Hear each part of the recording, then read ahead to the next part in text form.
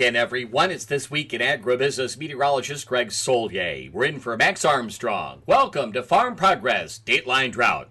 Our continuing coverage of the drought of 2012 is brought to you by the fine folks at Genuity Drought Guard Hybrids.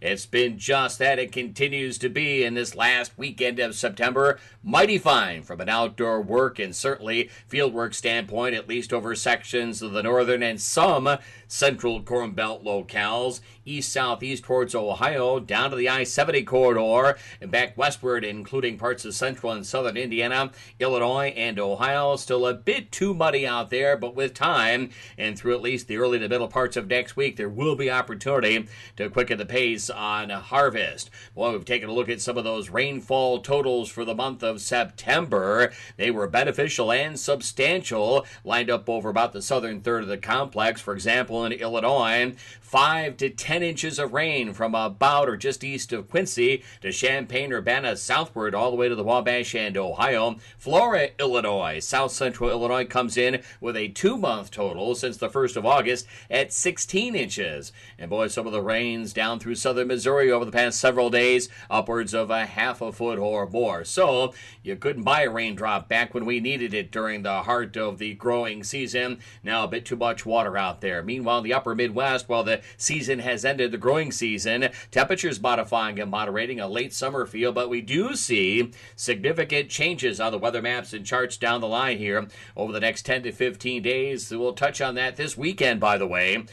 This Week in Agribusiness, we'll bring back that 4-week outlook. It does include colder than average weather in the next probably 10 to 15 days, and no shortage of moisture-making opportunities, especially as we advance deeper into the month of October. This weak El Nino into play. As long as we continue in said category, we'll be in good shape, both with regard to coverage of moisture and probably the degree and amounts of moisture as well. A little stronger El Nino, that could balance things to more of a southern U.S. wet weather pattern. And of course, areas of the southern plains in need of more rainfall despite ongoing rains into the Lone Star State for this weekend. On to the maps and charts, and here's how the at least Fed see it over the next 2 weeks. And look at this prod of cool to cold air lined up from about the high plains to the delta, points northeastward into New England, probably an end of the growing season and through some central Corn Belt areas.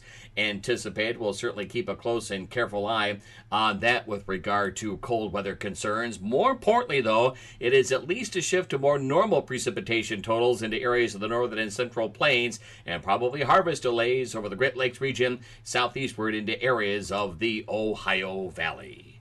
That's a check on weather. Have a great weekend. On to Bryce Knorr and a look at markets. USDA's bullish surprise for corn sent prices up their 40-cent trading limit today, finally shocking the market out of its September spiral. The government said September 1st old crop corn carryout fell to only 988 million bushels. That was close to our farm futures estimate, but almost 200 million bushels above the agency's own recent forecast made on September 12th. After 2 straight years of bearish surprises, traders weren't ready for the good news. December corn rocketed out of the September downtrending channel, closing up 40 cents to $9.56 and a quarter. Now the question is just what is the size of the crop, an issue USDA takes up in its October 11th report. USDA's numbers today suggest that more corn was fed during the summer. Wheat feed usage was also higher than anticipated according to the September 1st forecast for that crop. USDA only raised its wheat production estimate by 1 million bushels, but wheat stocks were 174 million bushels below trade guesses. That tightens carryout just as world supplies are running lower too. As a result, wheat followed corn higher. Chicago December closed up 47 at 902.5. Kansas City gained 49 and a quarter to 927 and a half, and Minneapolis rose 44 and a quarter to 958 and a half. Soybeans got the only bearish news of the day, but that didn't keep that market from ending with good gains after a down week. USDA stunned the market by announcing the 2011 soybean crop was 37.5 million bushels larger than previously reported due to a combination of increased yields and acreage. That increased carryout to 169 million bushels. Coupled with ideas the crop is getting bigger, this normally would have been bearish. But with the market beaten up already and corn rocketing higher, beans enjoyed spillover success, ending up 30 1/4 at 16.01.